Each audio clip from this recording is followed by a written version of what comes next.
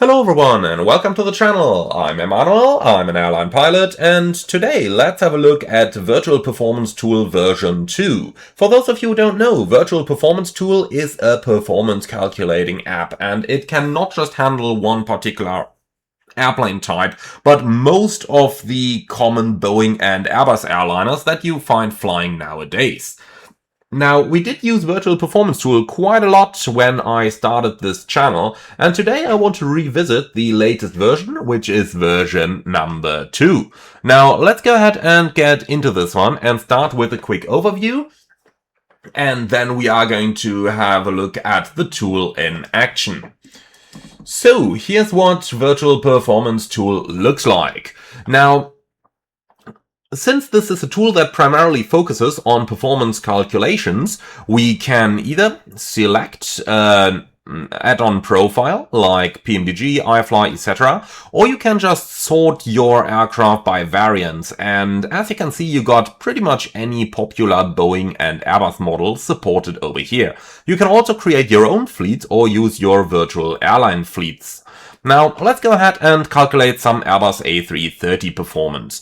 Now, as you can see, again, there are loads of different options available. We got the CF6 engine with carbon brakes, and note that you have different brake versions available here as well. Then we got the Pratt & Whitney versions or the Rolls-Royce Trent versions. Now, for the purpose of this video, let's just go ahead and pick one of the A330-300s with a Trent 700 engine. Now, in the future, you will be able to simply import your SimBrief profile and view all your SimBrief data over here as well, bringing Virtual Performance Tool even more into the direction of a general electronic flightback simulation. But for now, let's focus on the takeoff and landing parts. So, starting with the takeoff over here, this is really very similar to the original Airbus performance calculation suite. Now, you are going to select your airport. For example, we want to take off from Frankfurt over here. Then you are going to select your runway. So today that's going to be runway 18. And what I really like is that you got many intersections available in Virtual Performance Tool. So let's take intersection Lima today.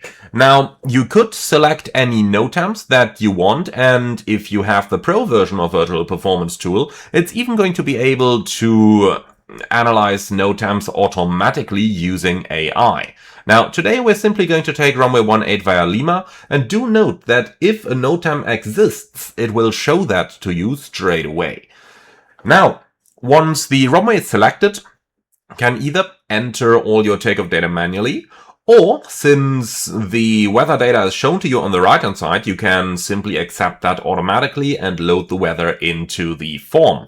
Next up, let's select the takeoff weight. So let's go for 230 tons today. Our CG is, let's say, at 29, and then we got flex thrust selected. We are going to go for optimum config, and I'm going to go for air conditioning off over here. Now let's hit compute, and you will notice that the calculation takes quite a while, and you will probably ask yourself, why does it take so long in VPT while many add-ons can do it instantaneously? The reason for this is that Virtual Performance Tool calculates a lot more than any add-on that I know of does. It has an obstacle database, it has so much information that most add-ons do not take into consideration. And that is the reason it takes a little. By the way, it takes almost the exact same time that the real-world tool does. That's just something there. Now let's go ahead and have a look at some of the results that we are getting over here, which are a lot more complex than what most add-ons would deliver you by default. So if you're a hardcore flight simmer, then this may just about be for you. Now, let's have a look. First of all, we get our engine failure procedure, which is really nice because a lot of custom engine failure procedures are available for many runways around the world here as well. Now let's have a look into the data. So we do get a Flex 47 takeoff. The speeds look pretty much exactly like what I would expect in the real world. We do get a performance limit over here, and note that we have more thrust options available, where we could also simply select full toga for the takeoff. Now, what I like the most is the data we get here on the right, and that is the accelerate stop distance, the engine out go distance, and the all engines go distance. Now, most importantly here, the accelerate stop distance. That is the distance you need to accelerate the airplane to V1 and then reject the takeoff and stop the airplane. And you can see that's what the stop margin down here is actually based on. On top of that, you got the all engines go distance and the engine out go distance. So basically the distances that you need with either an engine failure or without an engine failure. Now, this is what most typical flight sim performance calculators, if they are good, are able to provide. Note that many of them do not provide data like this, which we do use in pretty much every single flight in the real world. But Virtual Performance Tool has more. So if we scroll over here, we get the typical stuff for our takeoff performance. But then we also have this. We got our weight limits where we can see which weights may be limiting for the particular situations. And then going a little further, we also get our NOTAMs over here, which are automatically analyzed for anything that may impact our takeoff calculations. So that's really cool stuff. The same is also available for your landing calculations. And again, over here, let me just quickly go over some general stuff. So let's say we're flying to Las Vegas. We are landing on runway 26 left. And here's an example of NOTAMs being automatically applied. So you can see you got the standard 26 left, and then you got 26 left with NOTAM A2162/25. Can go into there and have a look at the exact NOTAM that we got over here. And what's important for us here is the firefighting category that has changed, and that the operating hours have changed. So that's what we got over here. So let's go ahead and select that runway. We are going to click done. Then we can once again automatically import all that weather. We can go for our landing weight. Let's go for 170 tons today. And then the rest is going to stay on auto, and the brake mode we are going to select low auto braking.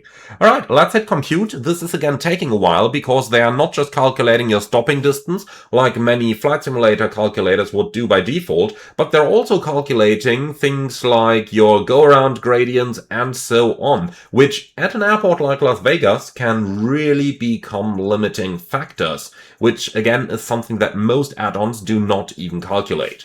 So over here we got stuff like our stop margin. Now this one, I don't think any flight sim add-on has. That's a barked landing procedure.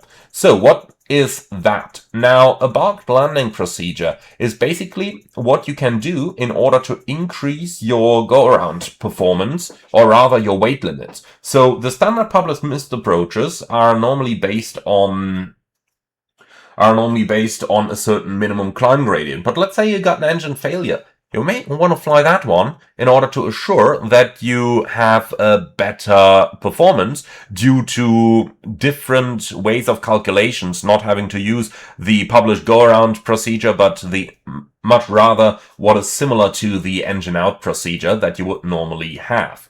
Now, on top of that, we also get a little bit more data over here, like wind corrections and stuff. We do get an explanation for the calculation, which is really nice because while Airbus does that automatically, many people don't really know what it's doing exactly. So that's quite the nice stuff. Then again, you have NOTAMs over here as well. So what's really cool about Virtual Performance Tool version 2 is how it is expanding into new ways. So it is turning more and more into the direction of a real-world performance application. So we are getting an option for checklists over here, where you got your standard Airbus checklists that you can run in pretty much the exact same way that we would do in the real-world Airbus EQRH.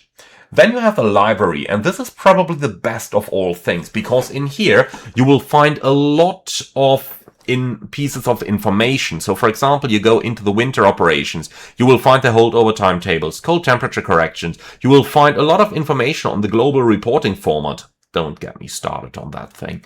So lots of nice things that you can use for your flight simming. And now comes what I like as one of the best things here, and that's the tools. So the tools provide a lot of additional stuff. For example, you have metric RVSM conversion. So if you're flying in Chinese airspace, really nice thing to have.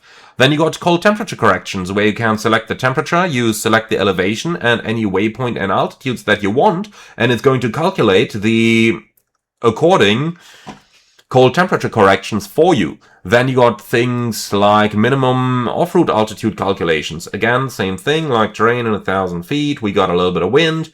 We got an ISO deviation.